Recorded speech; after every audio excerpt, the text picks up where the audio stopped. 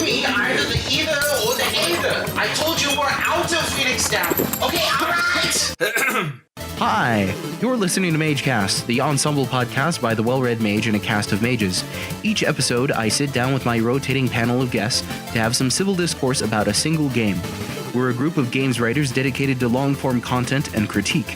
You can find us on WordPress at thewellreadmage.com, on Twitter at thewellreadmage, and on YouTube. Crowdfunding support makes projects like Magecast possible.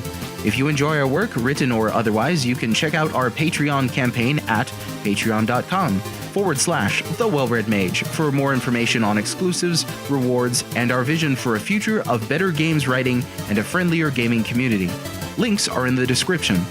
Don't forget to like, follow, subscribe, and share Magecast with your fellow adventurers. Leave us a review, too. Oh, and now let's start the show.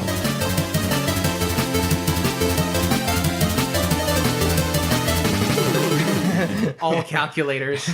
You heard it here, ladies and gentlemen. Hi, welcome to Magecast. Well, thank you for listening to Magecast. I mean, because this isn't a physical location. This is just an audio presentation.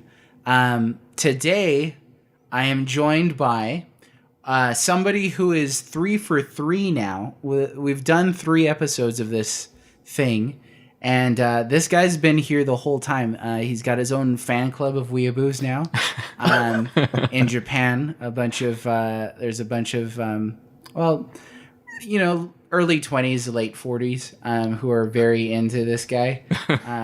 They're always like Team Timely and stuff like that. Hashtag timely fact tattooed. Anyways, it's the Timely Mage, but yeah, go ahead and introduce yourself, sir. All right, yeah, I'm the Timely Mage. My name is Cameron.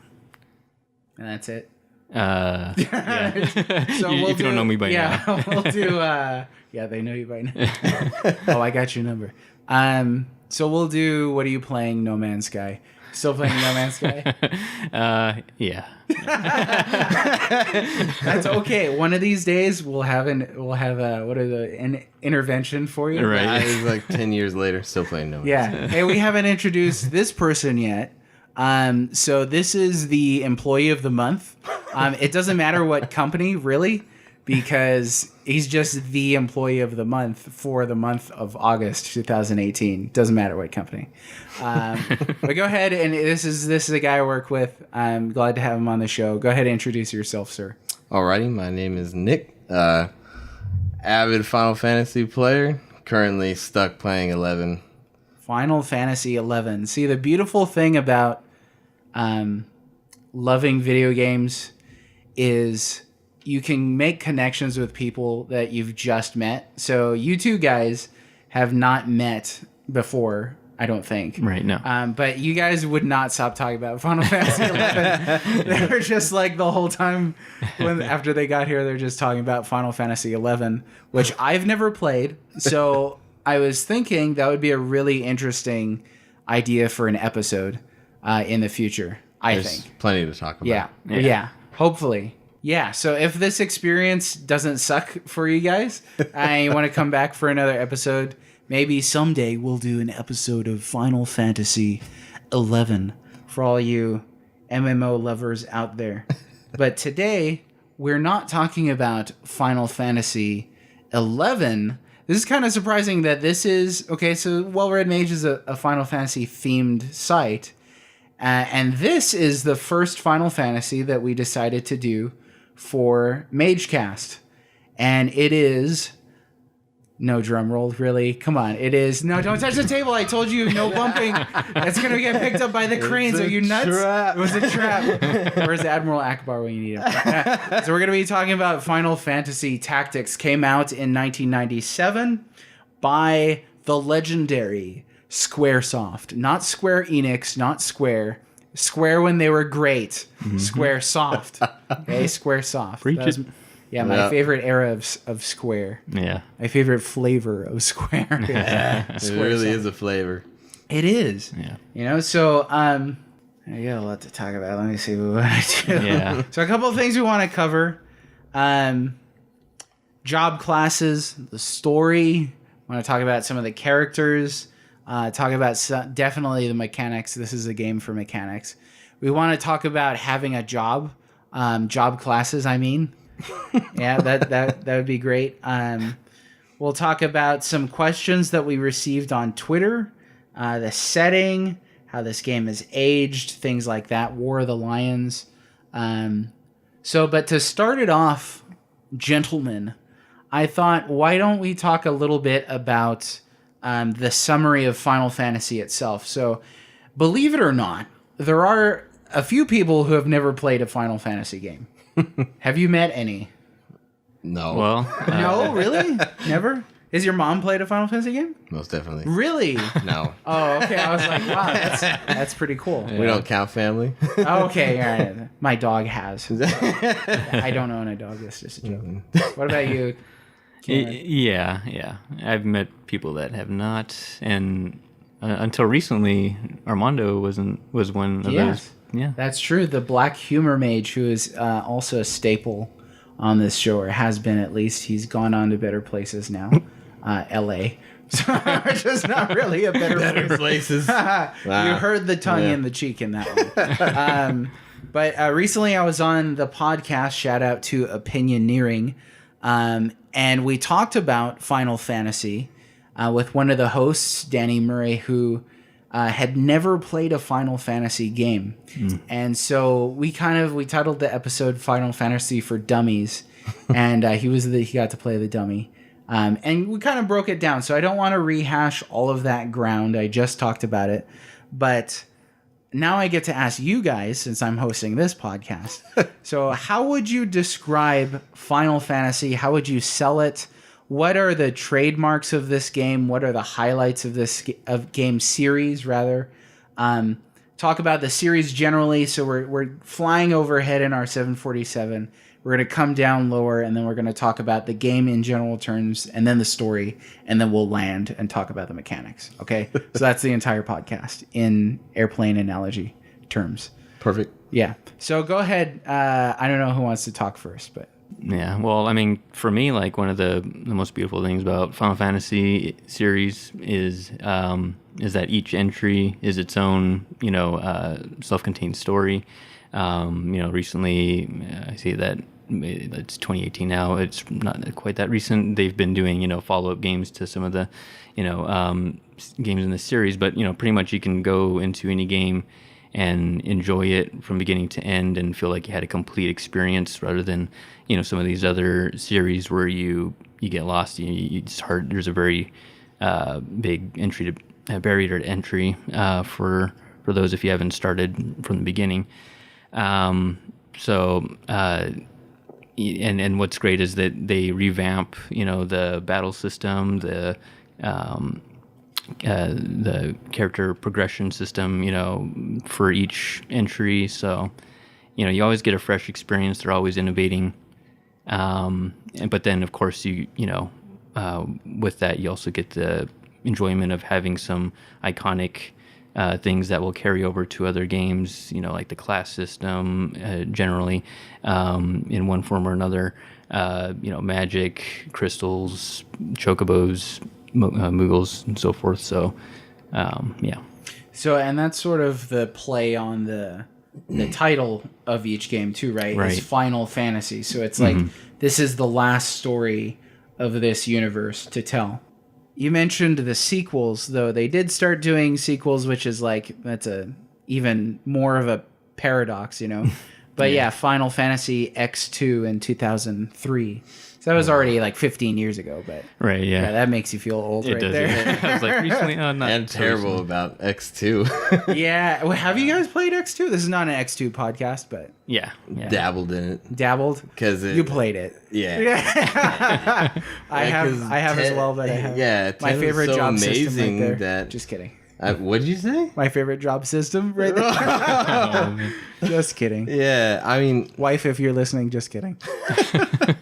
I think that they've succeeded at the original games like perfectly. Like you were saying, like you could play one after another and just feel like you played a completely different game. That you were in a different story, a different.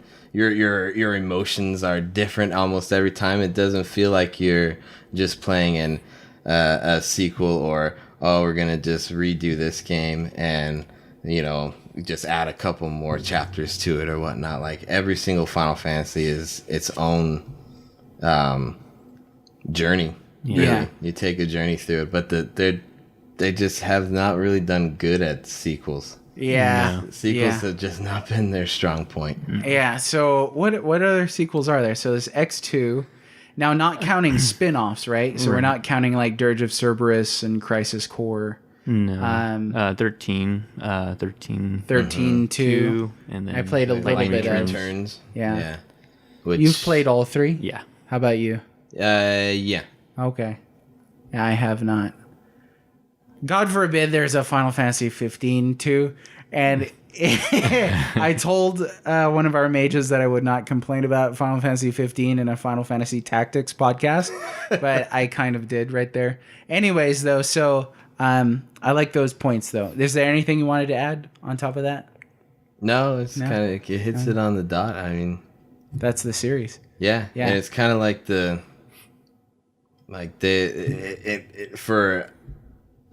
me at least, it was what JRPGs were like modeled around. Like this is what I would kind of compare when I was playing. It's like this is the standard. Yeah. Yeah. Like it did. It really set the it standard was. for it. Yeah. Seemed like. Well, again. Well, I won't complain about that.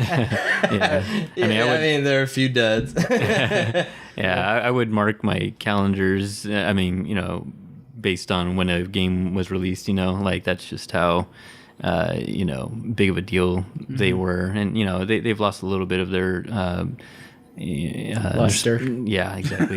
But, they're still in the game, I think. Yeah. And, yeah. Octopath Traveler is Final Fantasy 16. You guys, it is. Spin-offs seem now to be like the strong point. Yes. So speaking of spin-offs, we're talking, like I said, about Final Fantasy Tactics, which is a spin-off. It's not a numerical entry. It came out around the time of Final Fantasy VII. And so, like the Final Fantasy that got people on board of Final Fantasy on a large scale. So we talked about the series. Now, talking about Tactics, what are some things that are different about Tactics? Like, what sets Tactics apart from the mainstream series of Final Fantasy? Job system, for one. Yeah. Well, you had jobs in, like... Yeah, but this is, like, really jobs. Yeah. Yeah. Like you had jobs, but like Final Fantasy 1, they had jobs, right? You picked one at the beginning and stuff like that. But this is like 10 times that customization to the max. Yes, extreme customization. Yeah, in game, in the middle of the game. Yeah, which we'll get to job classes. So what else? Well, I mean, obviously the game type that it was, the part that's in the title, right? Is isometric turn-based, tactical RPG. So. I think that really earns its spin-off status. Yeah. Right. So I remember when I picked this game up, that exact copy that you see before you, and sorry, listeners, but you don't get to see it. And thinking that it was going to be just like, Final Fantasy 6 and 7 that I was enjoying at the time. And it played out a lot differently. To me, it reminded me instantly of chess, just on a much more complex scale.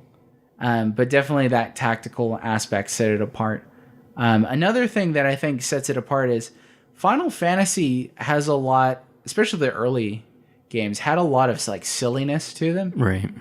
And really, like 7's a good example. 7 could get real serious, but it had some really silly stuff in it. Yeah. Like I'm sure as soon as I said that, you can think of like, oh yeah. So like Kate Sith in itself is like a really silly character that could get like a little dark at sometimes, like the game could. But like even when you had, what was that? I think it was the Emerald Weapon charging toward the Junon cannon or whatever it was, and Tifa and Scarlet having a slap fight mini game on top of the cannon. You're just like, this is perfect. The balance, the balance is great. But Tactics now has a bit of a darker tone to it, I think. Mm-hmm. More of like a mature sort of a tone to it. Almost like, and actually talking to you reminded me of this yesterday, I think, Nick. It reminds me of A Tale of Two Cities, but in a fantasy universe. So you've got like the commoners against the nobles, especially the very heavy theme at the beginning of the game. And it feels very grounded in like this very much more realistic world. It's not like you had everybody has flying machines and crystals and friggin' like crazy magic everywhere. You know? Right. But I think that level of groundedness is one thing that sets it apart as well. Yeah, absolutely.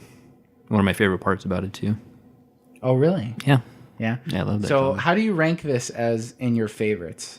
Now that we talk about, you mentioned the word favorite, we have to mention that. Okay, I could say automatically because I just did that like top 111 favorite games. So to me, it's 6 Tactics, and then I forgot 9 or 7, can't remember. But what about for you? Is this your favorite Final Fantasy of all time? Is this my favorite Final Fantasy? No.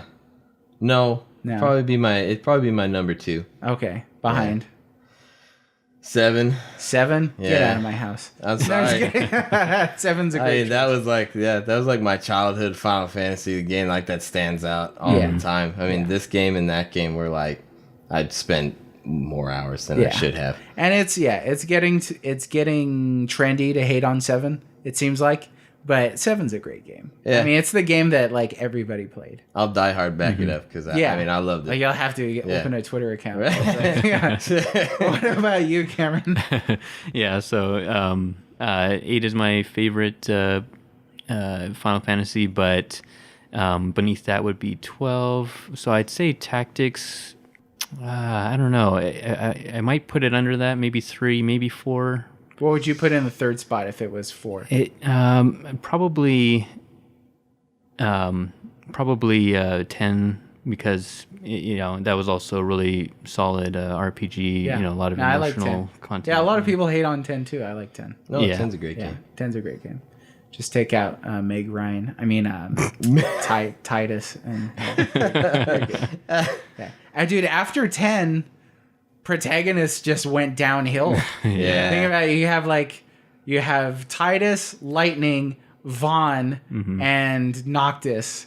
And that's a step down each Vaughn. time. Anyways, yeah, we're not going to go down that road. So, yeah, I like one of my favorite things about Tactics and its uniqueness, that groundedness.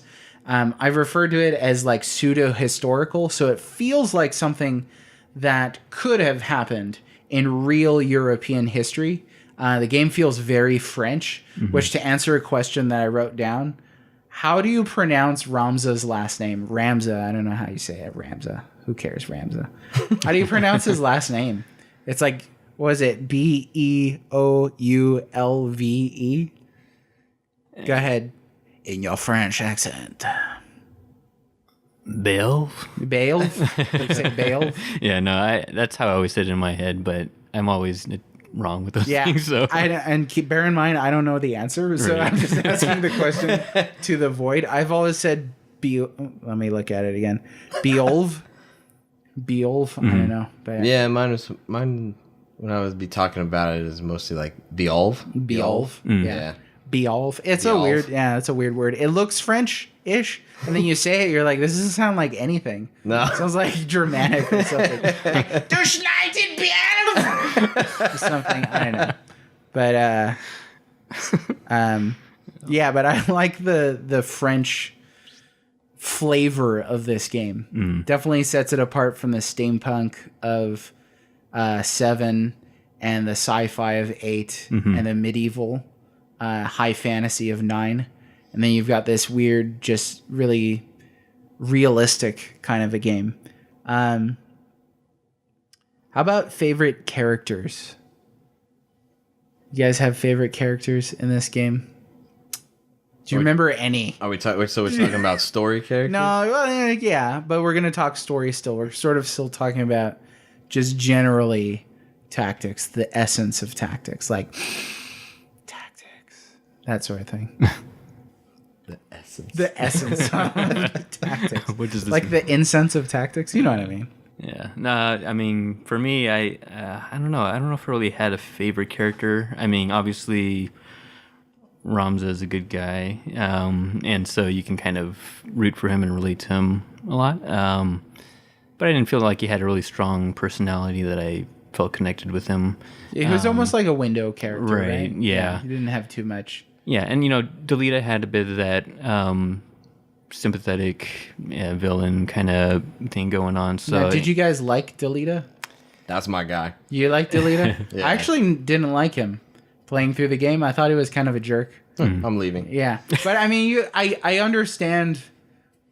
Like his sister gets killed in like probably the most memorable scene in the game for me, at least, where August like shoots her and then shoots the hostage, and I was like, or shoots the kidnapper or whatever. Yeah. 'Cause he just shot the hostage.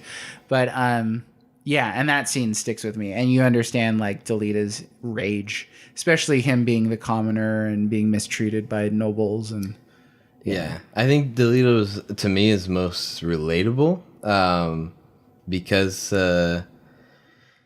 he's just that guy that's like you said, he's a commoner, right? So you're like, okay, is this the regular Joe on the street, but then he's trying to create his own destiny, while changing the course of his nation that he feels needs to go in the direction that of course that he feels that it should be, but he puts his all into it.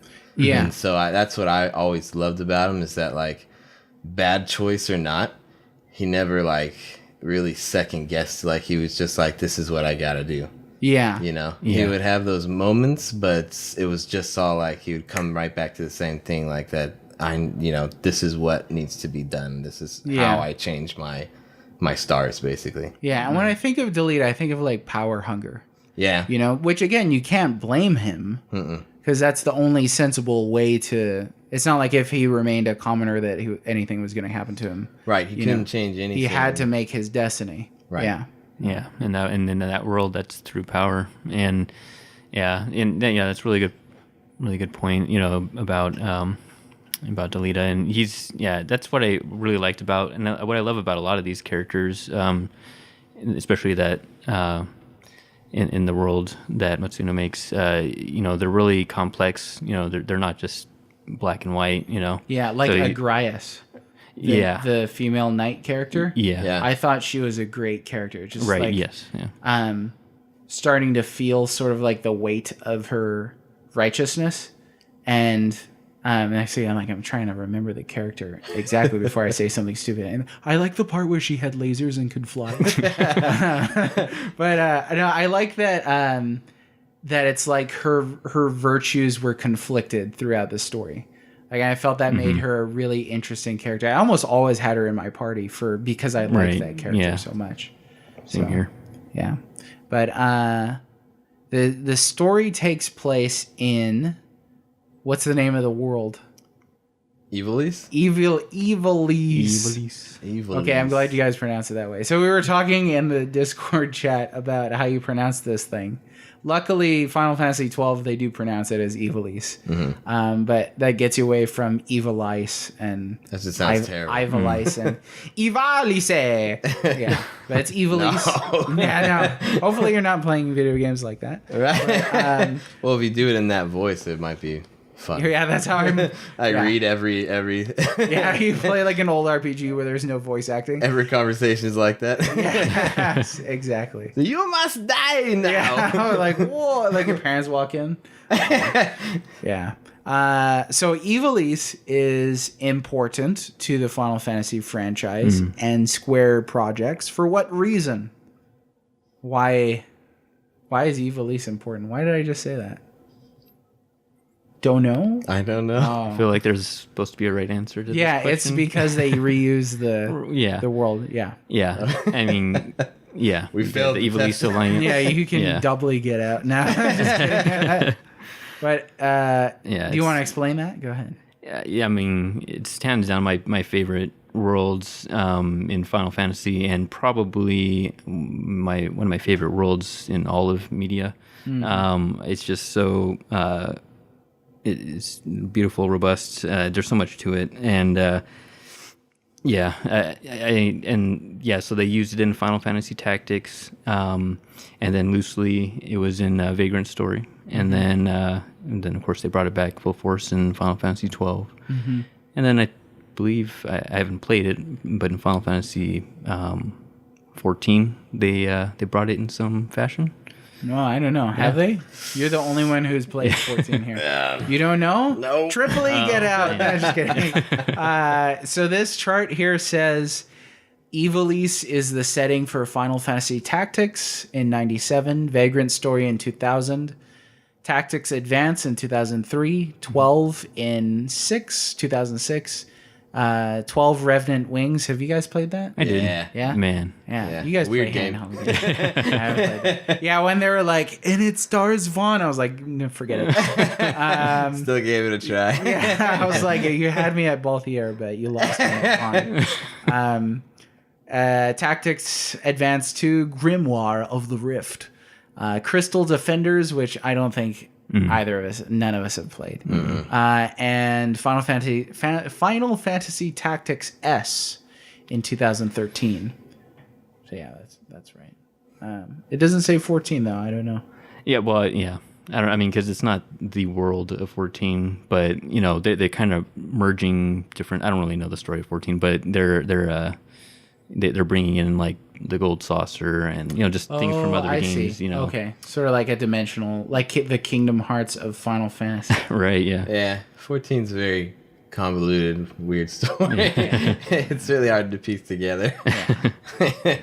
So okay, so yeah, we got Ivalice, we got the dark roast French of Final Fantasy Tactics. Dark roast cup of coffee. Yes. Some of the themes that I remember from this game: equality, definitely. The corruption of power. Power corrupts, and absolute power corrupts absolutely. The pursuit of truth, which is one thing that I really liked about Final Fantasy Tactics. Treating truth as like objective truth, and you can conceal it, you can withhold it, you can reveal it. But historical facts remain historical facts. I liked that about Tactics. Yeah. Knowing what I know now about like ancient manuscript evidence and things like that, I wish somebody had just in Tactics, because there's the whole thread of the church concealing like the true nature of Saint Ajora, which is definitely like this Christ-like figure betrayed by one of his disciples and things like that. Like that's totally a Christ reference. Right. But I wish that somebody had just been like, well, here's the manuscripts, and look, you can point out to where like they changed it, because you could just do the opposite in real life. Like I've seen the Dead Sea Scrolls in person, and like, yeah, yes. Have you seen? Were you there? Okay. No. Did you guys know this story that I'm about to tell? Do you know in advance what I'm about to say? I don't think. Okay, forget it. Then I'll say it. Once I got to see the Dead Sea Scrolls, the Scrolls of Qumran, and they're very, very cool. The Great Isaiah Scroll, that's like as like super long, one-piece scroll. And at the time, I remembered how to read Hebrew because I studied it in college. And so I whipped out my pocket phone Bible and like looked at it and then looked at the Hebrew, and it matched. And I was like, that's nuts. Okay, but if you can't do that, then that shows that you kind of made some changes. Yeah. And the church has some explaining to do. Yeah. So, yeah. But I wish that they'd done that in Tactics. But it kind of would have ruined the story at the same time. A little anticlimactic. It would have destroyed it a little bit. Yeah, if like a scholar of ancient literature was like, excuse me, it appears there was some perjury in the case of Saint Ajora. The twist would be kind of... Yeah. Yeah. In Second Babylonians chapter 7. Babylonians. That's a dumb pastor joke. I'm sorry to listeners for saying that. I would say a relevant joke. Okay, relevant. That's too kind. I'll give it to you. Yeah. But anyways, so why don't we talk about story next? We'll try and summarize some of the story. It's going to be rough. Trying to summarize. I think that's this very long story. Okay, so here's the thing. Yeah. Like you just start talking and words come out, and then that's how you And we have a story. and that's how you make a podcast, kids. Okay, so it all started back in 1492. That's not the actual date, but let's say it is. In the land of Ivalice, there was a 50-year war, right? This war that dragged on for a decent period of time. And after the war was over, there were a bunch of nobles who were all like, nobility. And then the commoners who were like, we're poor. And the nobles and the commoners didn't get along because the commoners were fighting for the nobles during the war, but the nobles didn't pay them or something like that. I read an article on this today, I swear. But we're summarizing a game from a while ago. Okay, this is a summary. So in steps our hero who's not really the hero of the story. So, like, the game is told from the perspective of a scholar who's retelling the story, right? After discovering some new documents that shed new light on it. Ramza, who was a noble, who's sort of an obscure character in the story, is actually the main character in Tactics. And Delita is the hero of this story that's being told throughout Ivalice. And so these documents come out, right? And what was the guy's name? Was it Durai? I can't remember. Somebody who's listening is going to be like, how dare you? Actually, yesterday, I think it was, 2 people told me, how dare you? Right at the same time on different threads. And I was like, why I make friends? So anyway, Ramza is a noble and Delita is a commoner. They both join this like military cadet thing, and they go around fighting a bunch of upsurgents and rebels and things like that. Some of the commoners who were, disillusioned and disenfranchised by the nobility, decided to put together, what was it called? The Death Corps, I think. Yeah. So they're causing a bunch of ruckus. Ramza and Delita have to go and take care of that uprising, and then Ramza sort of starts having these doubts about his life in the nobility and nobility in general. His brother is kind of Dysadarg. Remember that name? 'Cause it's unique. Can't stand that name. Yeah, it has a weird name, Dysadarg. Trying to read it hurt. Like, Right? Yeah, you're like, my eyes. It was one of those words that was just painful to say and painful to read all at the same time. Yeah, exactly. So he was kind of a punk, but very much the nobility in a character. Yeah. Right, and then you had his other brother was Zalbag, who What a name! Zalbag. And that weird character. And people are like, "This is French." Like, no, okay, no, not all the names lost are the French. French part. Yeah. Zalbag was sort of more like Ramza's father, just like actually noble, dignified warrior type individual. And then he had a sister, Alma. Almia? Almia. No? No, it was Alma. Alma. See, there you go. I think it was Alma. Yeah. So anyways, that was his family. Delita had nobody because he was a commoner. He had his sister Tata, right? And so Tita, however you want it, Tata. Tetra and the War of the Lions. There's like Oh, they an changed R. it into War of the Lions? Changed. Yeah. They changed in War of the Lions. A lot of the names. Okay, so that's a good interjectory statement. What is War of the Lions? Now I know, but I mean, for our listeners' sake, like some grandma in like Wisconsin is like, "What the heck is War of the Lions?"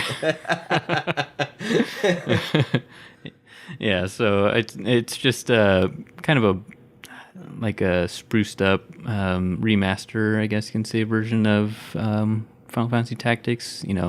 They improved the graphics, they fixed some of the bugs, and did an overhaul with the translation for that game, which was amazing. So yeah, some of the translation needed a little more time. Yeah, it changed. I think it changed some of it a little bit. Names, meanings, and stuff kind of got flipped around. Yeah, in that one, and they added Balthier in that one. Yeah. Oh, really? Yeah, Uh-huh. you can play. Oh, now I really want to play. Yeah, I'm all about that Balthier. Oh yeah. So where were we? Ramza and Delita are enlisted in the cadets, and they meet they rescue this other noble child named Algus, who is probably the worst character in the entire game. What a horrible person. Yeah. Yeah. You just hated him from the start. Yeah, you're like, oh gosh, let him die. And then Yeah. like if he dies, you get a game over. You're like, well, Right. dang it. I think I even let him die the first time. Yeah, yeah, everybody did that because you're like, I'm not Just wanted to saving this punk.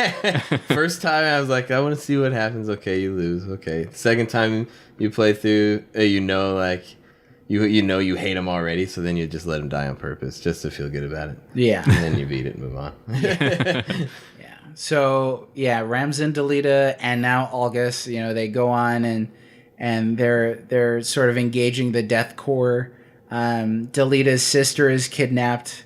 And a bunch of other things happen. And then one of my favorite scenes. Fast forward. One of my favorite scenes in the game where they're rescuing Delita's sister, and August orders them to open fire on the kidnapper as he's holding Delita's sister as a hostage. Kills Delita's sister in front of Delita, who flies into a rage, obviously warranted.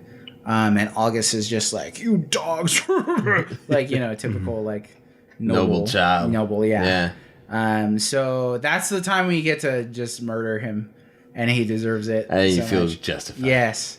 Which I read now in War of the Lions that he comes back for an extra boss fight as like an undead, like Lucavi demon possessed. That wouldn't surprise me. Yeah. But yeah, if you guys don't remember that, I read it and I was like, well, that's cool. You get like an extra opportunity. again. An extra feel good kill. Yes. Killing That's a reward. They should just make a game where there's like a punching bag. It could be like even a motion controls game. This would be so great. This would be so great, Square. Listen. Listen. If you had a game that was just a punching bag of August, and you had your motion controls, and you just like beat the snot out of that thing every single time, turn on the game and you just do it again, that'd be great. After that, Ramza is definitely disillusioned with the nobility. So he goes off and joins a mercenary group led by Gafgarion, who is, I like his name too. Yeah. He's got like a cool like ring to his name. Yeah. Who was like a Dark Knight, right? I think. Yeah, and the name really feels kind of Dark Knight-ish. Yeah. Like, yeah. Swear to me. But yeah, so he joins that, and honestly, I cannot remember the rest of the story. So I think that the strongest part of the story, actually, too, and it's probably better for spoilers anyway, but I think the strongest part of the story is the first part of the story, leading up to Delita's sister's death. I feel like that's really, it's tight, it's grounded, and then you start getting into the stuff of like, like we mentioned earlier, Ramza's branded a heretic because he learns that there's all like this history of the church and some members of the nobility concealing the fact that there's actually like a plot by demons to use the wars to take over the world, the Lucavi, right? And like you fight a couple people who horrifyingly turn into like these crazy demon monsters that you fight, and Count Dracula was the one that I always remember. He turns into like super fat, like, gross looking. Yeah, looked like his stomach was about to burst open. Yeah, Yeah. That was a creepy boss fight. Yeah, they did really good with it. I think with the demon bosses, like they were all very unique, and they felt like events too. Yeah, like the Weegroff fight. Oh my Right. gosh, when he turns into the bull. Oh, thing, and you were like, and you save in front of that thing. Did you guys do that? Because it was a multiple boss fight, right? It was like 3 fights in, and it prompted you to save. and you were like, I saved in front of it, yeah, and I couldn't go back. And that fight is so stinking hard. I had to reset my game one time. It's like a trap. Yeah, it is. Yeah? Yeah. You never don't trust bosses. No, don't. Yeah. And Especially never in save. Final Fantasy, you never trust bosses. Multiple saves, you guys. If you're not used to playing RPGs and you're listening to this, always do multiple saves. Always. They did it on Stagger. Yeah, stagger your saves. Yeah. Yeah, you know those Lucavi are in Final Fantasy 12, right? They're the Espers. Yes. Yeah, okay. Yes. The so I know it starts with a Q. The fat Count Draclau guy. Quicklane. Yeah. Quinlane. Cooklin is how I pronounce it, but it's probably wrong. No. But Just kidding. Oh no. starts with the C. So it doesn't start with a Q. It's Cuculane. Yeah. Cuculane. Somebody out there is gonna be like, "Excuse you, it's Welsh Yeah, for send you pretentious a voice, interruption." like a recording. Yeah. This is the proper way. Let me clear my throat. Yeah. Oh, another clarification too.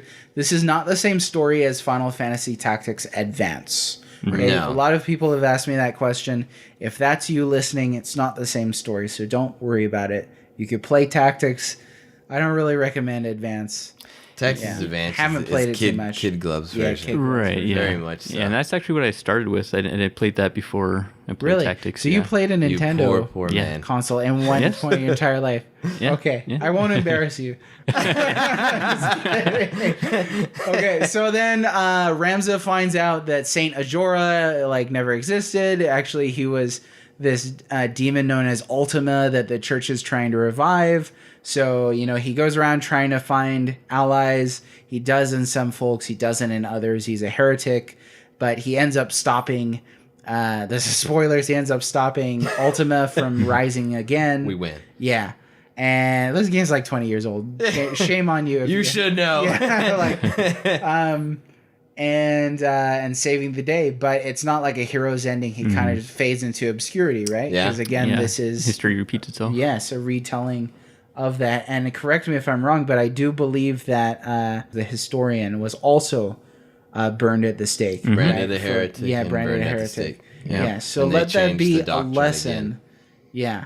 And that's happened in real life. Yeah. I might be a Christian, but the church has done some awful things in real life. Mm-hmm. Yeah. And so always hold it accountable. Timely fact, there's it kind of started, this game kind of had a bit of a controversy with the church on the topic of inerrancy. And I did not know that. Yeah. With the American church, I'm I don't know who. Because the American church is always upset over something. Oh yeah. Yeah. So, yeah. I didn't know that. Well, I knew that there was, in the 90s, you had the whole thing with the violence and stuff like that. Mhm. But yeah. But inerrancy is a doctrine. Right. Yeah. That's interesting. Yeah. I think it makes... So my take on it, again, as a Christian, is I think it makes a good point that you have to be able to demonstrate inerrancy. Mm-hmm. You can't just say, well, this is inerrant, and it not be. Yeah. And it just be like a load of hogwash. And it be demonstrably wrong, and you'd be able to show it oh, look, here's something written around the same time to clarify. So not in a, an agnostic gospel or a Gnostic gospel or a lost gospel that was written 400 years later compared to contemporarily written documents that show, something was actually incorrect, So yeah. That's interesting. I didn't know that. Test and test and test and prove and prove and prove. Objective reality. But let's talk about favorite jobs. Let's talk about jobs, period, because we haven't really even explained that. So you kind of touched on it a little bit earlier, Nick. What are jobs? Because I don't have one, so I need a job. Okay, so Final Fantasy as a series, sort of known for its class system, its jobs system, which is a staple in a lot of RPGs. This game, though, takes the classic Final Fantasy job system and blows it the heck out of the water. Mm-hmm. So we mentioned earlier, Final Fantasy 1 had jobs that you could pick at the start of the game, like Thief, Fighter, Monk, Black Mage, Red Mage, a white red mage again, and one more red mage, and then white mage. And then they would change over time, yada yada, whatever. Yeah. And then the second game had jobs. I have not played the third game, but I know it has jobs. The fourth game was when they sort of put story over that mechanic, right? And so jobs were stuck with characters. You know, you couldn't, like, Cecil was a Dark Knight until he became a paladin, you know? Sorry, I said it like I just came out. It's like, sounds like hateful toward the paladin. Well, I don't know. I just felt it was a step down. He's like, keep him Dark Knight. The Dark Knight is so cool. I mean, you know, like when you think of it this way: when you see Cecil cosplay, is it the Dark Knight or the Paladin version?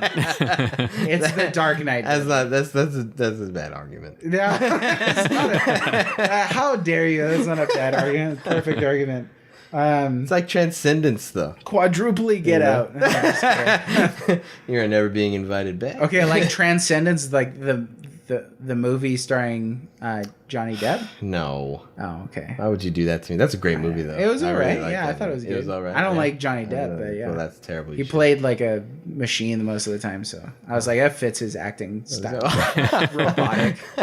Like every Shots movie. fired across the bow here. I hope you're listening, Mr. Depp. Yeah. Anyway. Time to change. Yeah, time. Yeah. But what were we gonna say before that? No, I just think that, like, it was just a, you know, like the culmination of his life's journey. You know, the Dark Knight was just kind of like, you know, I don't know, like the low part of his life. You know, he was struggling with inner demons. And Right. things No, like it that, made sense for the like, character, but yeah. he Like, looked she's just hating on the paladin. It's okay, he looked though. 1,000 times cooler. That's all that matters. If we're talking about looks, then okay, I'll give it to you. All that matters. Just pure looks.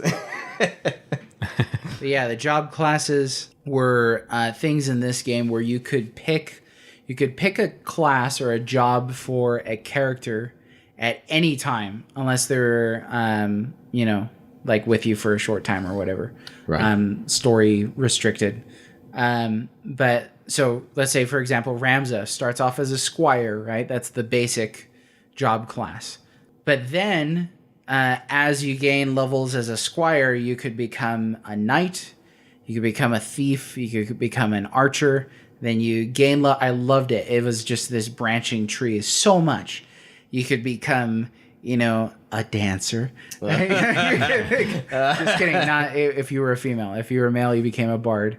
You could be a ninja, a samurai, a lancer or dragoon, a monk, a white mage, black mage, time mage, an oracle, a mediator, a summoner.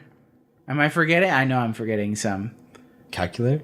Calculator. Yeah, How could I forget? Remember. Can't forget that. That's probably my favorite thing in this game. Yeah. So each job had a different skill set, had different abilities. So a black mage cast offensive magic, white mage casts healing magic, time mage support magic, summoner summoned these huge monster spells. A mediator could charm creatures to join your side. A bunch of thieves could obviously steal. Knights could break enemy equipment. But then once you learned some of the skills for a job, you could switch jobs and still use some of those skills from your previous experience as other jobs, which made for so much customization. Endless. Yeah, an archer with knight breaking abilities, just was like dangerous. Yes, from a distance, like climb on top of a hill and like shoot like an arrow that like breaks their helmet and stuff like that. Ah, that's so good. It's like the idea of just creating a sniper, like Yeah. you just snipe specific parts, Yeah, exactly. and they end up just fighting you naked. Yeah. So, like I mentioned, Calculator was one of my favorite. Oh, Geomancer was another one. But yeah, Poor Geomancer. Yeah, nobody cares. The Calculator was so cool because it used math-based attacks. So, like, you would just, I don't remember any specifically, but it would be like based on like prime numbers or something like that, and it would cast, you know, a spell on all of the areas on the map that matched up with your number that you selected. And so you could like wipe the map with with a calculator, but at the same time it was kind of capricious. You know, it was kind of unpredictable to an extent. Like if you knew exactly what was going to happen, great, but obviously you didn't have maps memorized unless you'd played them tons of times or looked it up online, but this is 97, 98, you guys, so not too often. So some of my favorite job classes, though, real quick, were calculator, ninja for sure, just because it's a ninja, and I know it's probably summoner, or black mage. Black mage is super iconic looking. Yeah. But what were some of your favorites? Utility wise, ninja, with the dual wield was pretty useful, and then summoner, you can't go wrong with the summons, and then generally, like, just aesthetically, I love samurai class and dragoon. Dragoon was pretty good utility wise as well. Yeah. But when you land one of those jumps, it felt so good. But if the enemy moved before he landed, you're just like, well, I wasted. You're fuming the whole time until you're fuming the whole time until he lands. You're like, get back down here so you can go back up.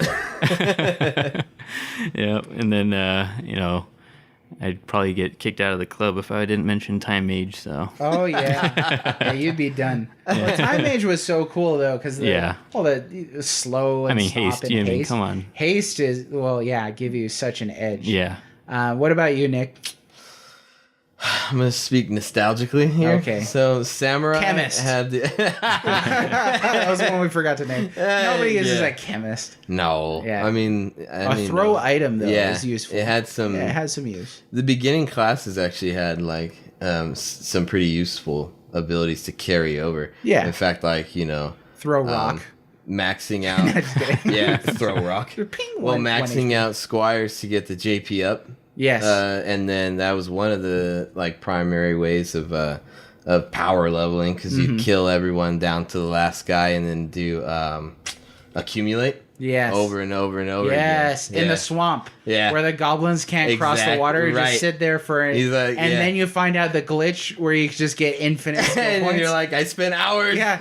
Oh no. But so this game is kind of easy to break, you guys. But you know that if you've played it. The original, at least. I can't vouch for War of the Lions, but I don't know if you guys remember or not. But it's a really hard game unless you break it, and you can break it fairly easily. Yeah. Right. But if you're going in playing it blind, have fun with that. Yeah. Save often, but stagger your saves.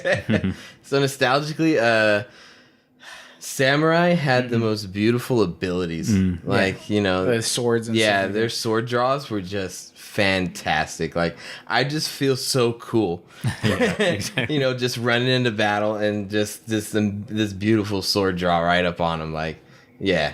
Dragoon, of course, is like you can't leave Dragoon out. Like, he looked so cool. They're like, you're literally wearing dragon themed plate mail. Yeah, that looks so cool. Yeah, and the idea of jump was such a cool ability. It's just like we've talked about, so difficult to properly utilize it. It's if you weren't just waiting for that mage to start casting something and then pop up, you'd just be praying please land. Looks wise, honestly, the class that always caught my eye, I just thought that that they made the character models just absolutely fantastic, were knights. Yeah, I loved the cape, how it draped. I loved just the body piece and everything, male or female. I thought knights just looked solid. And a group of knights on your team, you're like, you just feel like so boss now.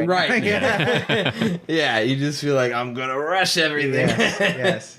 And that's what it would cause me to I would have at least one knight on the team. I'd just grab I would always grab dual wield on it though, because then I'd just be like, yeah. Oh yeah.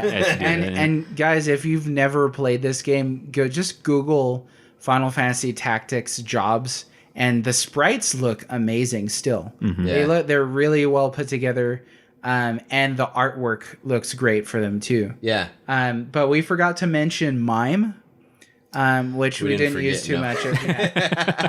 It's all right. And then also they added new job classes to War of the Lions, which were Dark Knight, Yeah. Onion Knight. and Onion Knight. Yeah. So Onion Knight, that's a throwback to Final Fantasy 3. And it was a terrible class. It really was it? It So what was was its bad. shtick? Because I've never played. It was like it was kind of like the Red Mage of Melee, right? Oh, that's It sad. was like the yeah. jack of all trades of But it was melee just classes, rubbish? Yeah. But it was just like it couldn't do what a Red Mage could Okay, do. so the only things I dislike about Tactics is there's no Red Mage and there's no Blue Mage No. characters. Blue Mage, yeah. What about Dark Knight? Was it just like HP absorbing attacks and things like that? Yeah, it Yeah. was really similar, right? Yeah. To, Gafgarian? Yeah. Yeah. and you came in wanting to play it like with that nostalgia, like You're like Dark finally Knight, and then you're like, Yeah. you try to like name them that too. Like I'm gonna make a Gafgarian. leave my party. That's funny. I replaced you. But I wasn't very impressed with both jobs. Like I wasn't happy with them. No. It's all about a whole team of dancers, you guys. Oh god. Yes, I did that. Okay, so we were talking chit-chatting before. You guys have played this game through once. I've played it through like a handful of times. I can't remember exactly. 7, I think No, you said. I said 7, but it might have been a falsity. It was a handful. A falsity. We'll say handful and Alabama handful. So it was more than 5 times. And because I like to play an RPG and name all of the custom characters, and the customization of this is out of control, but name all the custom characters like after some series or something like that. So I played one run where I had like all Final Fantasy characters. Cloud was in it as a cameo. You could get Cloud as a playable That's character. a cameo. Yeah, pretty huge cameo. I guess. Yeah. Not even really a cameo. An appearance, I guess. Right. But I did that. I did it once where I did all literary characters once. So obviously I had a Gandalf as Right. my black You mage. have to. Yeah, and I don't remember any names other than that. You made him a black mage. Though. Black mage. That was an interesting choice for Gandalf. Well, I mean, pointy hat. Come yeah, on. but I mean, He's like, not going to be a white mage. magic wise though, he is. Healing? I mean, No, He did not lean Gandalf could. What does Gandalf do? For magic?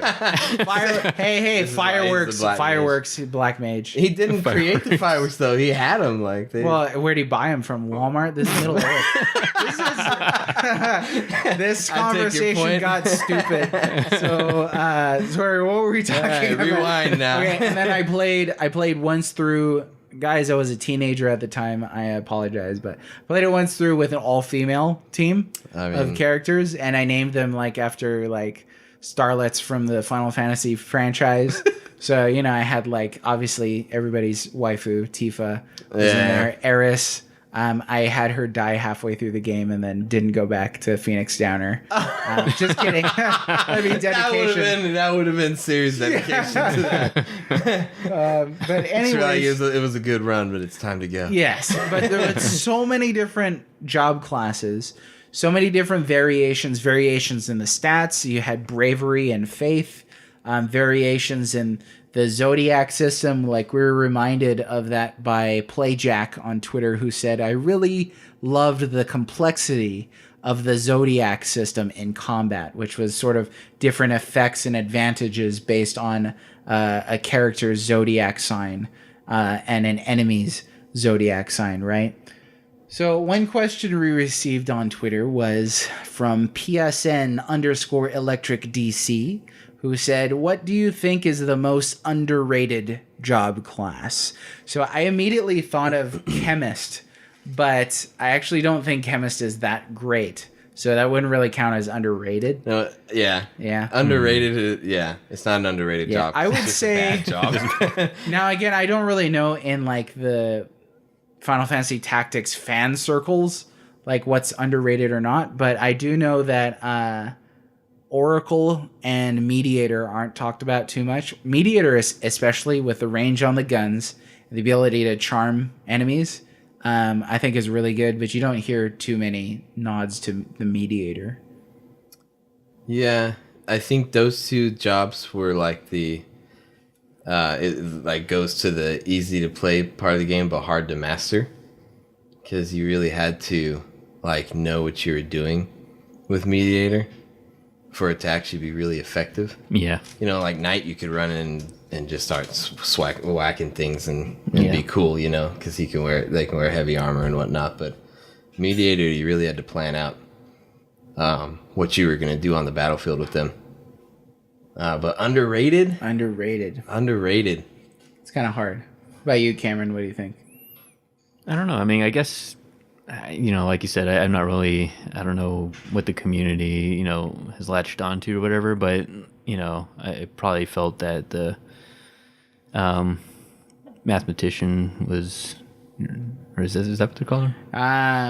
Calculator. There you go. Yeah. There's a arithmetician is what they're called in War of the Lions, right? Yeah. So a bunch of different people, like from the UK, were saying like different names. I was like, I don't even know what that is. Is that in this game? I actually polled on Twitter somewhat, asked people what were your favorite job classes, and ninja was by far the most mentioned. Mm-hmm. I mean, it's a ninja, for crying out loud. Like, of course, it's going to be named. Summoner got mentioned a lot, and Dragoon got mentioned a lot.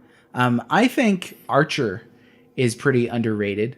Archer can get you some decent advantages at the beginning of the game, especially before you have the more advanced classes. Mm-hmm. The ability to pick a bow and spam fire somebody at the top of a cliff or a tower as they're trying to scramble up toward you is so satisfying. Yeah. And I think what Archer did have like a range mechanic to it, right? Like if you were higher. Yes. Yeah. Yeah. Elevation. It would expand which makes sense because you're shooting in, Right. And I would agree with Archer because even mid game and end game, the job combinations that you could do with Archer, yeah. Mm-hmm. You could really make, like we were just talking about, you can make an Archer sniper and basically snipe off all their armor. Yeah. The Archer could be mixed with a lot of different abilities and effectively do them at range, which made him invaluable. I think, a lot of classes in Final Fantasy are up close, to really do the damage. Like a lot of the Black Mage and Summoner were in the back calculator, but we had like Ninja, Thief, Samurai, Knight, Dark Knight, all kinds of different melee classes. And Archer could be a powerhouse if you geared it right and did its abilities right from far away from safety. Yeah. So. Yeah, definitely. Question from 16-Bit Dad. Do you feel that Square perfected the job system in Final Fantasy Tactics, or did they improve on it with Final Fantasy XIV? Now, I have not played Final Fantasy XIV. Neither have I. And that leaves us with one man. The one man. Only one man can answer the question. No, I think that Final Fantasy Tactics is kind of the bread and butter. 14, I think just worked on top of Tactics, idea of the job system. But I really feel that 14 fell short in terms of making the jobs as unique as Tactics is. Tactics job system, like we were just talking about the hundreds of different combinations you could do in all summoner party and all oracle party, or your mixed match party, and you would feel that in like the mixed match parties that every character you had on the field was its own unique advantage and had to deal with its own unique disadvantages. 14's job system really is kind of it looks the same, but most jobs play and feel basically the same. You don't feel unique when you're a specific job. Mm. The tank jobs in that are basically the same. If you're a DPS, if you're a damage job, sorry. Yeah. MMO talk. I'm currently playing an MMO, so the MMO talk just spills out. For the lay that are listening. Yes. If you are a damage dealing job such as Bard or Black Mage, you guys basically doing the same damage just with a different animation. So it didn't really feel like, unique, you know? So, ninja in tactics is awesome. You run around powerhousing, but then you've got summoner that can basically blow the whole map up. Right, and even, too, a ninja felt different from a knight. Right. A knight was a sturdier but weaker unit, right? And then the ninja was faster and could hit harder, but it was like a glass hammer. Yeah. If he got hit, he went down fast. Like a the ninja knight couldn't really equip. Unless you did, support abilities, but Right. yeah. The knight was kind of like their take on I like a tank. on the tank. Yeah. It was their. I think it was really their first, like, in my opinion, their first version of a tank. Yeah. So question. Tank class. So question on that, because now we're talking about tactics in the broader context of RPGs and things like that. So this is from Fritzstalgia on Twitter, who said, "Let's be honest, it is frequently overshadowed by other Final Fantasies like 7 because tactics spin-off status. It is a spin-off, but it also set a standard for the genre. How did Final Fantasy Tactics mechanics impact the strategy RPG genre as a whole? We're not gods, okay? We don't know. But I have as a whole is very that's a difficult. hard question. I thought that was the hardest question we got, Fritz. Yeah. Thanks. But no, really, thank you. But I feel like I want to say that the level of customization and respect for interchangeable job classes is Tactics' biggest legacy. Not its story, not its isometry, not, if that's even a word, isometric gameplay. I like isometry. Isometry. I just said it to sound smart. Go roll with it. Yeah, if Black Humor Mage was here, he'd be like, how dare They'd be calling you out. how dare, yeah. He's my, private, pretentious sniffer.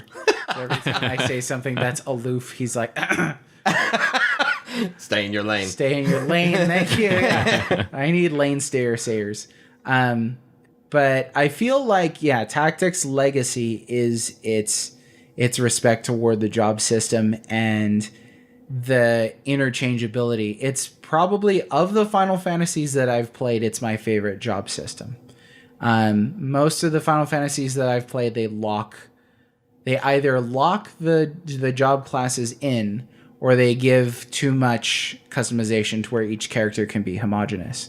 Like 10, for example, you sort of start off with Oh my goodness. with that, but this on the sphere grid, right? But eventually by end game, you're everywhere, and every character has the same sort of base abilities, right? The sphere grid was just a beast in itself. Sphere grid was amazing. When I first started playing it and I opened up the sphere grid and I'm looking at like, oh my gosh, there is so many, Yeah. paths to take and just, Yeah. the sphere grid. Yeah. This sphere, I had a poster of the sphere grid when that game came out. And I just used to stare at it. I was like, "This is a thing of beauty." Even if you don't like Final Fantasy X, like the detail and thought process that went into creating that is just amazing. Yeah. Yeah. But yeah, out of the job systems in other Final Fantasies, I think this was my favorite. Yeah. Yeah. I mean, I felt it probably had the most iconic jobs, and Minus Red Mage. Oh, what's the red? Just like upset about that. That was your one strike. And also, you can get out. I finished this podcast by myself. It has a time age. Come on. But yeah, just like that, how you can, like it's more than just having these classes on its own. You can mix and you can create your own class in a way, like by mixing their abilities, creating like your own type of, because otherwise, in most Final Fantasies, a class is relegated to one role, but you can create a new type of class, since you can kind of mix their abilities a bit and create this whole different role that you wouldn't normally do with an archer or with a ninja and stuff like that. So yeah, I think that complexity makes it probably the best class system. Yeah. Yeah. Out of the Final Fantasies. Huh? Yeah. Another question I had written down This one's from me. Is this the best Final Fantasy spin-off game? I would say so. Yeah, I'm trying to think of other Final Fantasy spin-off Dirge of games besides. Cerberus. Yeah, exactly. Crisis Core. Yeah. No, yeah. I mean, I was trying to think of any other serious spin-off games, but You're like serious actual spin-off games. right. Dissidia. I'm gonna list off a bunch here. Dissidia? Dissidia, Theatre, however you pronounce it, the music one. Theater Rhythm. Yeah. All the Bravest, Record Keeper, Curtain Call, Explorers, Mobius, Brave Exvius, World of Final Fantasy, A King's Tale, Final Fantasy 15. All right, let's go back in time a bit here. No. We got Type O, Dimensions. You've got Crisis Core. There it is. Dirge of Cerberus, Crystal Chronicles. I guess the Tactics Advances count. It's like a spin-off of a spin-off. Yeah. Yeah. Yeah. Mystic Quest. That's going way back. Man. Adventure and Legend 1, 2, and 3. So probably. It's I think it's the best spin-off. Yeah. If you talk to any, a person who plays Final Fantasy in any way, shape, or form, I think that Tactics would stand out to them as a spin-off more than any of the other stuff. Unless they, for some reason, were diehard Dissidia fans or something like that. They're like, no, Dissidia is the new Street Fighter 2. I think other than the niche people, the most iconic one, the one that you think of most when, at least for me, for spin-off is Tactics. Yeah, definitely. So given that love for it, we received a lot of questions on, 3, which is a lot. A lot of people asked questions, which is really cool. But 3 people asked questions that were fairly similar. I'll read them here. First one is from Esper Dreams on Twitter, who said, "Do you think Final Fantasy Tactics should get a remaster or even be remade for current gen systems?" Srick 360 said, "How successful would a Final Fantasy Tactics remaster be if Square announced it this year? Would there be any demand for it on current gen consoles?" And Nerd House Plays asked, "Do you think a true sequel would do well in this day and age, considering the demand for one, and how much hype there'd be if one was announced?" So questions about a remaster, about a remake, and about a sequel. What do you guys think about that? First of all, not going to happen. No. Because Square's too busy creating pogs for Final Fantasy 15. And they're creating all these weird we have bubblegum wrapper comics that tell the backstory of Luna Freya. Thanks for that. I'll make sure to buy your line of bubblegum. We're feeling some rage towards 15 right now. Yeah. You're you have to buy her a bag from Gucci in order to get Noctis' backstory. Well, darn it. The last time I shopped at Gucci, I got kicked out. This day and age, though, I mean, that's the bottom line. And I think we're seeing a resurgence in remasters and remakes. Yeah. Mm-hmm. There are so many coming out. And so many playing upon that nostalgia factor. And sometimes they come out and people are like, yeah, this wasn't actually a good game. Like when Crash Bandicoot Trilogy came out, a lot of people were like, I thought they were better than this. Your nostalgia lasted for 10 minutes. And Yes. you're like, forget it. Yeah. But there are so many remasters coming out, minus Final Fantasy VII's remake, because it's never coming out. Dude, I'm just that's the edge of my seat waiting for it. Yeah, you're gonna fall off the edge of your seat. I'm gonna fall into my coffin. Yeah, by the your time buttocks it will comes out. lose all blood flow across the edge of your seat before that game comes out. I'll be in a nursing home by the time it Yeah. decides to make. And that's what'll do you in. You'll see a commercial Final Fantasy VII. Now augmented reality action RPG. And you're just nurse comes in and just puts you down. Yeah. He died that day. What were we talking about? So remaster, sequel. Okay, Sequel. so I think that Final Fantasy as a brand should only be remastered. Okay, explain yourself. I'm not a fan of. I'm not a fan of sequels. I don't think that Tactics would have a very solid sequel. Okay, so what do you think about this? This is from a dude or dudette. I don't know. Yeah, I don't know. Okay, sorry. This is from an individual, presumably. If they're a bot, I'm in trouble. But this is from an individual on Twitter, a metal in blade at Riot Blues 1990, who said a good follow-up to the original game would have been a prequel set in the 50-year war period. And they went on talking about how you could play as Ramza's father with Sid Dolphus, who is, in the game as this older character. You could set up the events for, the Zodiac. What is it called? The Zodiac battle or whatever. Zodiac War. Can't remember. the substance of tactics. Yeah, the War of the Lions. Yeah, War of the Lions, right? And so it's such a rich world, you could probably tell another story, but does the story need to be told, right? Right, because I think the whole theme is, one of the major themes in tactics is that history repeats itself. And I think while I would definitely play a prequel, I think the story's already been told. Yeah.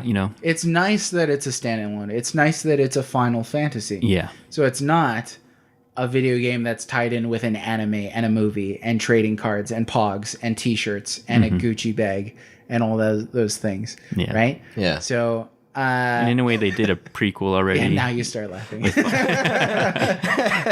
the culmination of things. You're like, oh, I know what he's talking about. We're going back to this again. Yeah, so I was going to say, they, in a way, already did a prequel with Final Fantasy 12. Yeah. Final Fantasy 12 as a prequel for Final Fantasy Tactics. Yeah. That's a story for another day. That's a good. We need to do a Final Fantasy 12 podcast episode and prep by watching the Star Wars prequel trilogy. Yeah, I think the idea of going through that war is enticing, and like you said, the gamer in me would have to play it. Yes, but Tactics is just, for me, it's just wrapped up in a bow. It's just perfect on its own. Yeah, Not perfect, but yeah. But when you complete it, you just feel complete. Yeah, yeah, you feel good about it. Yeah, and I think a prequel or a sequel would kind of unwrap that bow. Yeah, and show you the and dirty just have like undersides. an ugly brother to it. Yeah. Oh yeah. Ugh. Yeah. Remastered, I think, would be difficult.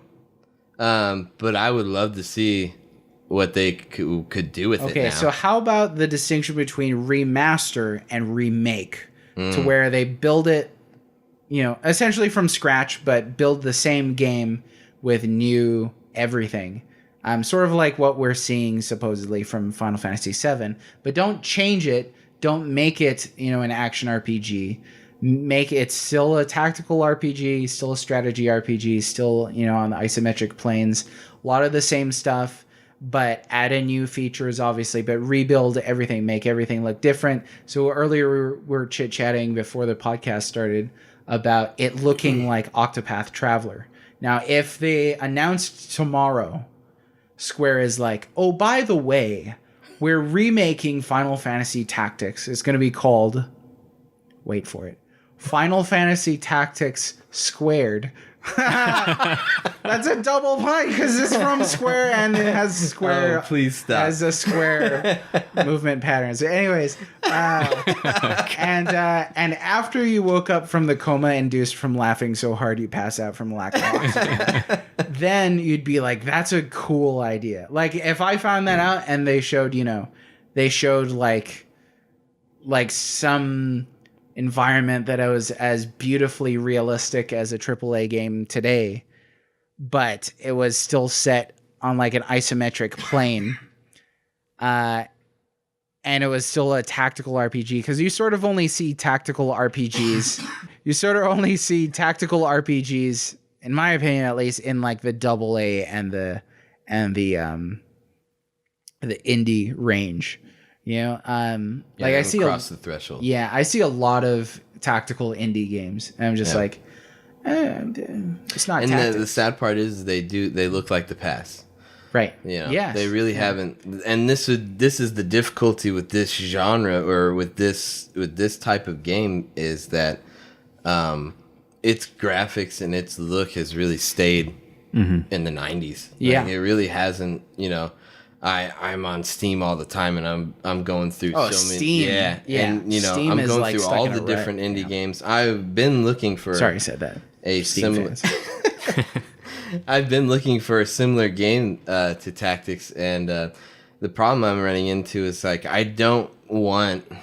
While I believe that I love Tactics and I think it's beautiful, if I'm gonna get a new one, a whole different story, a whole different system and everything, I want updated graphics, Especially I want on it to modern look prettier. hardware. Yeah. I mean, I got a maxed out computer. I want to use it. You know, Yeah. like Yeah. Well, imagine playing something that was as graphically beautiful as Final Fantasy 15. To say something positive about Final Fantasy 15. the one thing you're gonna hear from him. It's a gorgeous looking game, but as beautiful as Final Fantasy 15, as detailed, as rich, as varied, as epic in scale, but a strategy RPG and not a button where a game where you hold down circle and can beat the entire game. Right.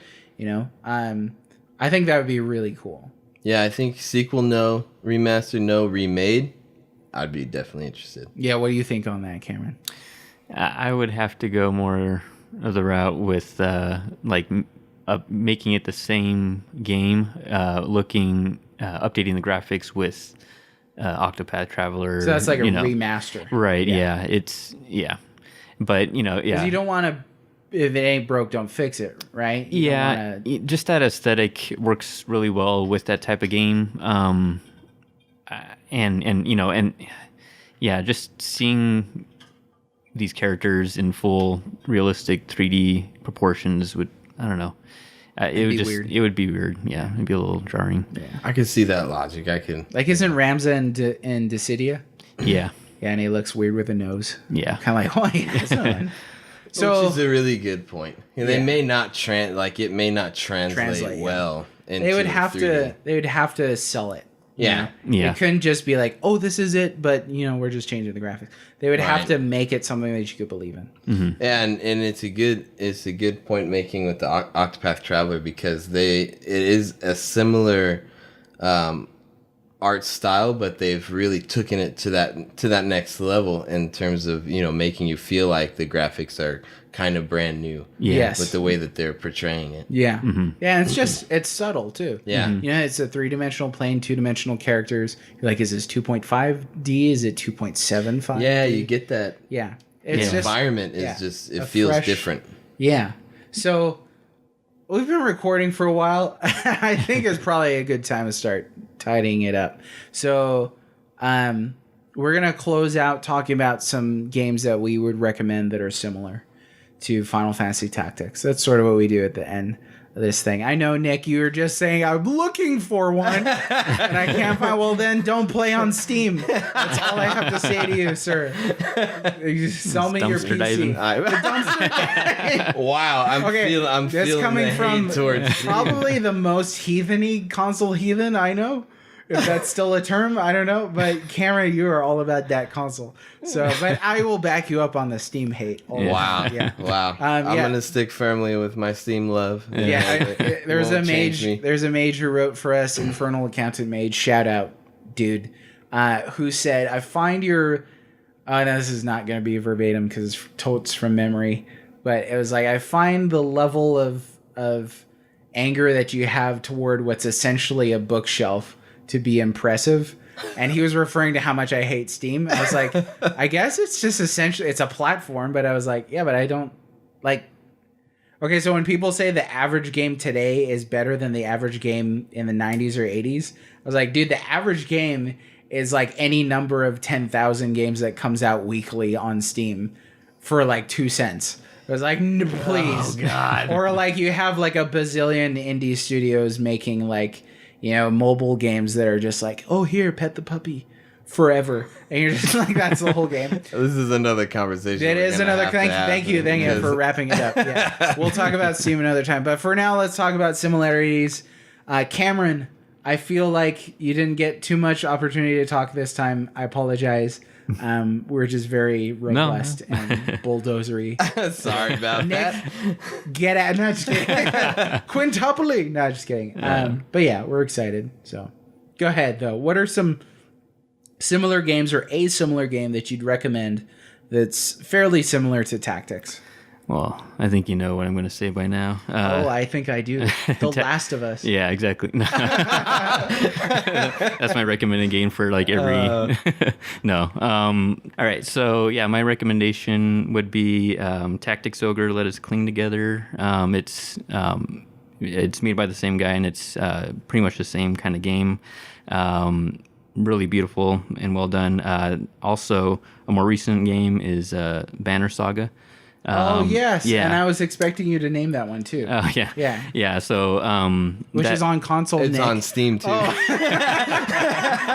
on mobile, and but yeah, I haven't played the one that just came out, but yeah, that was a really beautiful game. And then also going back to the PS1 era, Front Mission 3, that was a really good one. Yeah. And then not a tactical RPG, but if you like Final Fantasy Tactics, as far as its themes and its aesthetic, definitely Vagrant Story and Final Fantasy 12. Yeah. So yeah, as far as the setting and Yeah. themes and stuff like that. absolutely. What about you, Nick? I'm still dumpster diving apparently. Okay. so. All right. So I got two. This game surprised me, and it was Mario plus Rabbids Kingdom Battle. And okay. When I first saw that game, I was like, what the balonies is this nonsense? And then I saw a man weep over it at E3. Yeah. Weep? Yes. I'll show you that after we're done. Okay. And I was kind of like, it blew me away. I was like, there are human beings who care about what they do in this field. And not everything's a cash grab. I mean, it might have been for the company, but for this man, he was like, you know, like meeting his hero, Shigeru Miyamoto, and like, well, who doesn't have Shigeru as like their hero? Or like, I have Shigeru's pajamas. Anyways, Mario plus Rabbids Kingdom Battle, very dynamic tactical RPG. The most recent tactical RPG I've ever played. I could not believe how in-depth and difficult it was at some points. I never beat the side content because some of it is so hard. Insanely hard. I'm going to show you that game That's after surprising to hear. Yeah, it is surprising to hear. And then the other one is Cartia, The Word of Fate from PlayStation 1 1998, the same year that we got Tactics. Cartia was a tactical strategy RPG from Atlas, and not as pretty as Tactics was. Harder. As far as I remember, I don't think I ever beat it, but it's from the same year, so that's a good recommendation, I think. But Nick, you got nothing? You're just stuck in that dumpster getting AIDS from all the needles that people have on Steam. The dumpster analogy for Steam is so great, and I want you to know it's painfully hurtful. No, yeah, and I want you to know too, listeners, that the Timely Mage, beyond just coming up with that dumpster diving analogy for Steam, also had the genius to name this episode The Zodiac Killer. I laughed so hard when he said that. So that's the episode.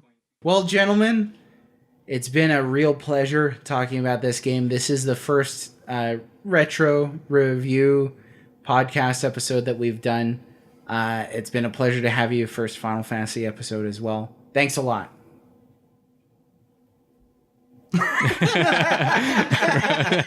The awkward silence. Go ahead and play us out, Sam. Sam. Yeah, that's it. Now you could say bye to the audience if you want. You don't have to, because I haven't figured out an elegant way to end this at all. I have a good one. Yeah. When I was on the Opinioneering podcast, and like to open, one of the hosts, Jason, was like trying to come up with like a little jangle for himself. So he's like bippity boppity. And I was like, I don't know if that's gonna catch on. But yeah, shout out to Jason. You're a cool dude.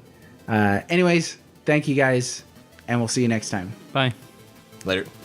I hope you enjoyed that episode of MageCast as much as I did. If so, please follow, subscribe, share, and leave us a review to help us reach a wider audience. If you enjoy our work, please consider supporting us and our vision for the future of gaming conversations through patreon.com/The Well-Read Mage. Special thanks to my Mage League colleague, Brent Mead, for sound editing. The MageCast theme song, Post Atmosphere, was composed by fellow mage Russell Gordon and can be found on his YouTube and SoundCloud. This episode may be over, but the legend will live on, passed down by the dwarves, the elves, and the dragons.